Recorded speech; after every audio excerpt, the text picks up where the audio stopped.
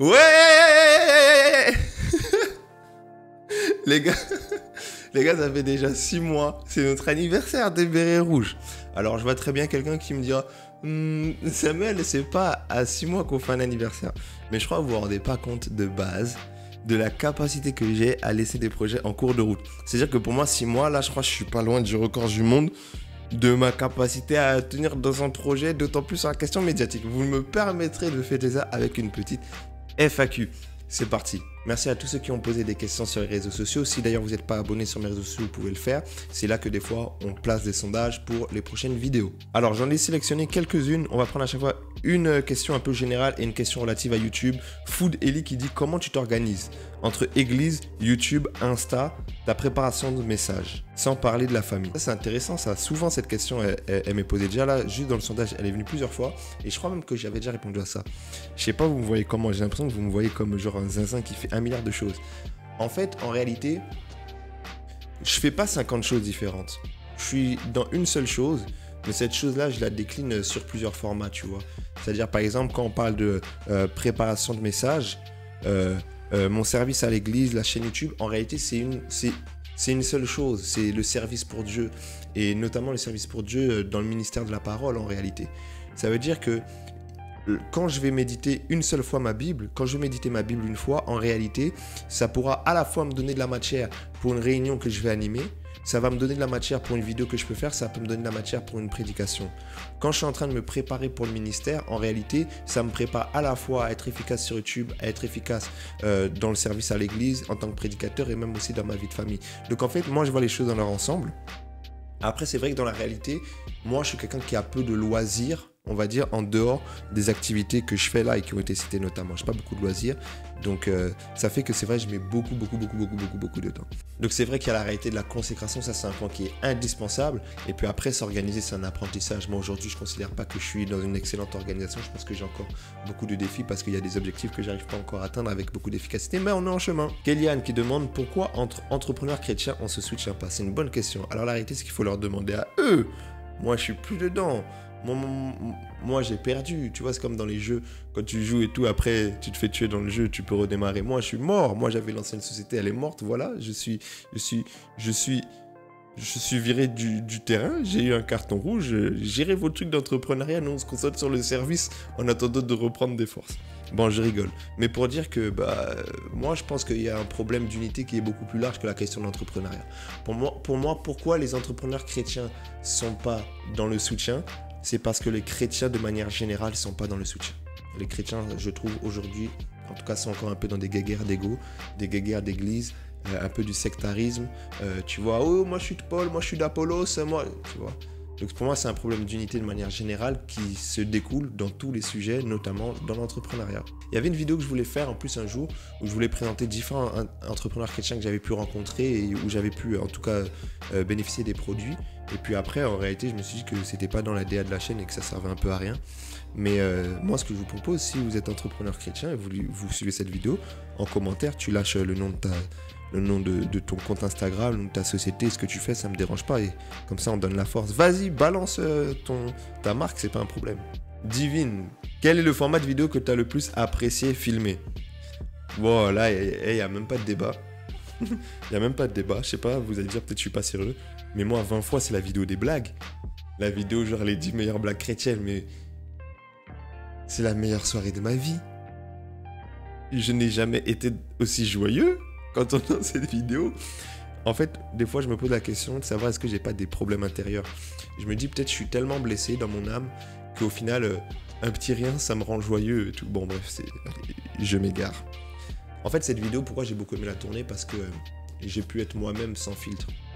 La réalité, c'est que même si je suis parti sur YouTube pour certaines raisons, il y a quand même un filtre, il y a quand même une éthique, il y a quand même une bienséance dans laquelle on essaye de se mettre, une posture dans laquelle on se met. Ça veut dire que moi, en réalité, je prends pas énormément encore de plaisir à tourner mes vidéos YouTube parce que je me censure.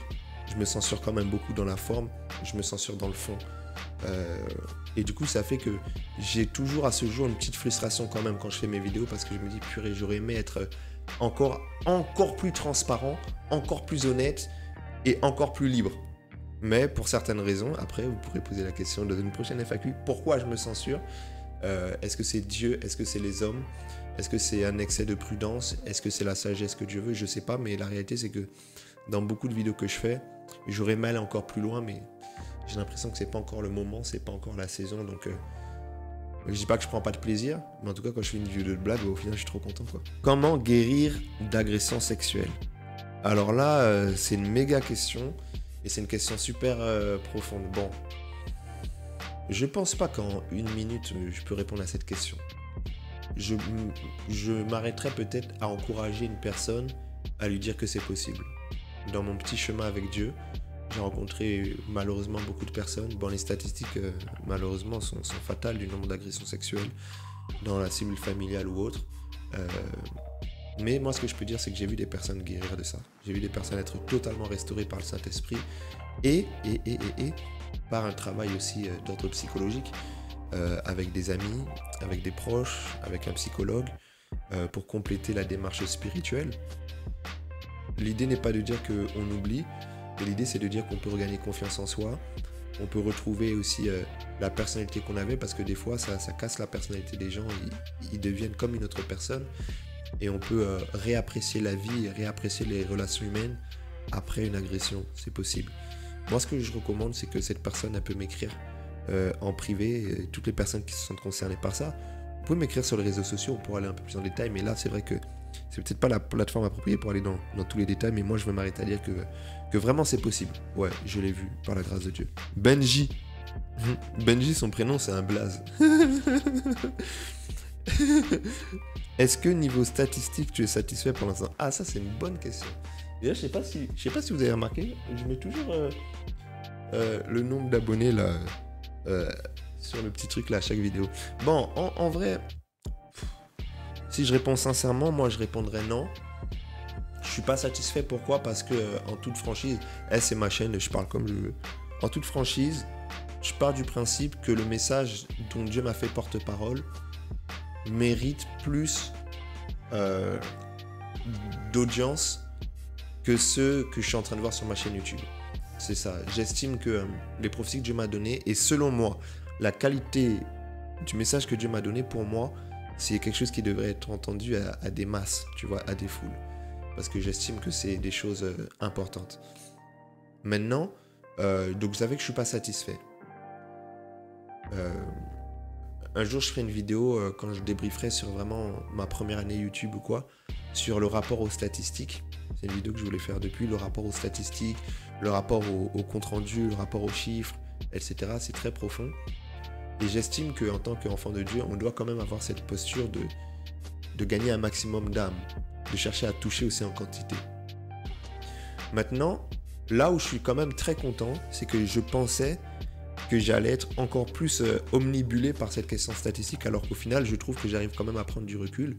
J'avais peur en allant sur YouTube que je sois peut-être un peu trop frustré si ça va pas au rythme que je voulais, que je sois un peu déçu et tout, et que je me décourage, alors qu'au final, franchement, moi je suis détendu d'axe par rapport à ça. Pourquoi? Parce que je sais que j'ai un temps qui est limité, j'ai des compétences qui sont limitées, je suis en train d'apprendre, et j'ai vraiment en tête beaucoup d'axes d'amélioration qui me permettraient encore de pouvoir avancer, tu vois. Donc c'est-à-dire que je suis en paix par rapport à ça, je m'en fais pas et je me bats pas pour le chiffre, je me bats pour produire de la qualité, et normalement le chiffre il viendra après. Mais pour d'autres, les statistiques qui sont là, elles sont déjà bonnes pour un lancement en 6 mois, et pour d'autres c'est pas beaucoup. Maintenant je suis quand même fier en partant de zéro, sans collaboration, sans trahir ma direction artistique, j'appelle ça comme ça, en restant dans des sujets qui sont pas forcément les sujets les plus attractifs de base. Je suis en paix, mais je suis pas non plus satisfait. Voilà, on a la dalle encore, on veut plus. Comment faire pour soutenir ta chaîne YouTube? En fait, c'est méga simple. Les gars, moi je demande même pas d'argent, les frères et les sœurs, je demande même pas d'argent. Tu veux donner la force à la chaîne, c'est méga simple. Appuie sur j'aime à chaque vidéo, regarde chaque vidéo en entier, lâche un commentaire. Si tu fais ça, t'as pas idée comment ça va donner la force. Bien sûr, déjà, ça va donner la force morale, tu vois. Parce qu'on est conduit par le Saint-Esprit, la réalité, le zèle, il provient de Dieu. Mais c'est vrai que savoir que ça plaît aux gens, ça donne la force, ça encourage, ça motive. Parce que des fois, il y a des personnes, ils kiffent. Moi, j'ai appris qu'il y a des gens, c'est des admirateurs secrets de la chaîne. Jamais je les ai vus commenter, wesh, les frères commenter. Ça donne la force, ça encourage. Et puis après aussi, c'est vraiment bien aussi pour l'algorithme.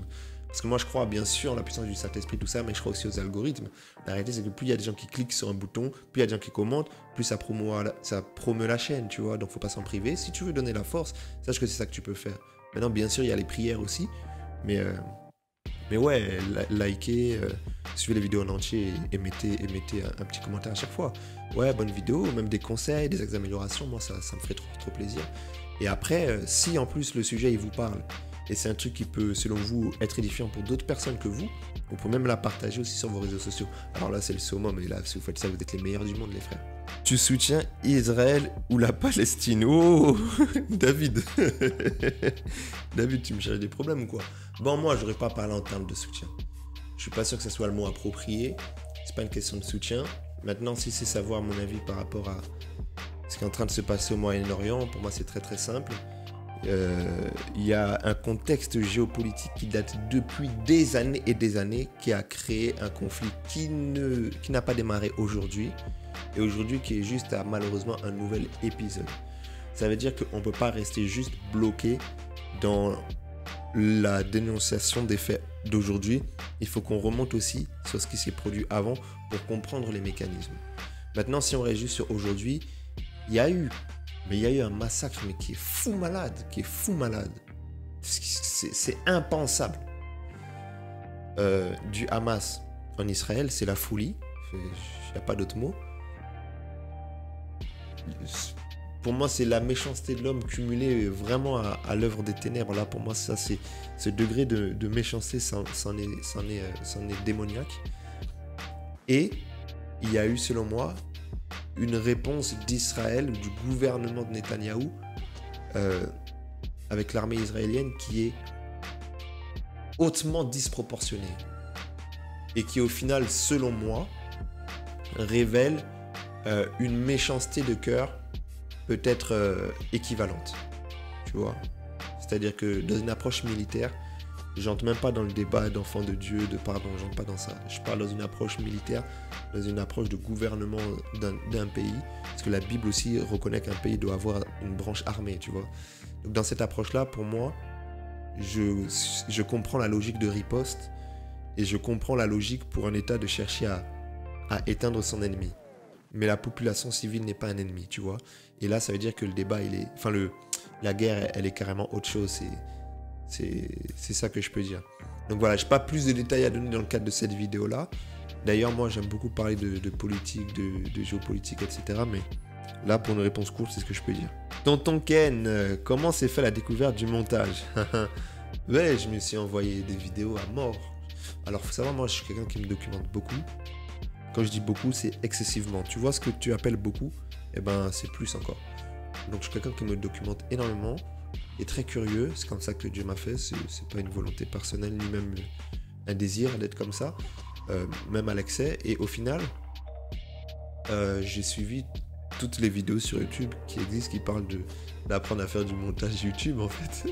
Du montage pour tes vidéos YouTube. En fait, c'est simple. J'ai tapé sur YouTube notamment montage vidéo et j'ai regardé toutes les vidéos. J'ai des heures et des heures là-dessus. Il faut savoir que, en fait, quand moi j'ai lancé ma chaîne YouTube, du coup, ça fait 6 mois tout pile. Donc le 21 mai, je pense, quelque chose comme ça. En fait, moi, j'avais déjà commencé à travailler en amont. J'avais déjà commencé à me former, à me préparer. Qui fait que, en réalité, mes 2, 3 premières vidéos, 4 premières vidéos, en fait, ça faisait des mois, bon, pas des mois, mais des semaines que je bossais dessus. Aujourd'hui, je fais un montage vite fait. Mais la réalité, c'est que j'avais vraiment pris le temps d'apprendre, de me former. Il y a même des vidéos que j'avais faites juste pour m'entraîner. Et au final, je ne l'ai pas sorti parce que c'était juste pour m'entraîner. Donc ça fait que voilà, j'avais travaillé un peu comme ça. Même aujourd'hui, j'ai plus de compétences en montage vidéo que le rendu de mes vidéos. Aujourd'hui, je sais que mes vidéos, par rapport aux compétences que j'ai développées, elles auraient pu être encore plus qualitatives dans la forme. Mais par souci d'efficience, au niveau du rapport quantité produite temps, je préfère faire des choses beaucoup plus simples. Si vous voyez, depuis quelques temps, les vidéos, elles sont plus simples en termes de montage. Juste celle-là, je vais peut-être rajouter un peu de 3 images histoire d'eux, mais sinon, vous voyez que les vidéos, elles sont simples. Je fais pas beaucoup de zoom, des cuts, machin, parce que sinon, c'est trop de temps le montage. Question de Glogzi. Est-ce qu'un chrétien qui se suicide va en enfer? Oui, non, ne peut pas savoir. Vos questions, elles sont terribles. Hein. C'est pas des questions de joyeux anniversaire, ça. Est-ce qu'un chrétien qui se suicide, il va en enfer? J'aime bien le fait d'avoir dit ne peut pas savoir. Parce que la réalité, c'est que on ne pourra jamais tout savoir. La Bible dit nous connaissons en partie, il faut accepter qu'on connaîtra en partie. Maintenant, il y a des tendances.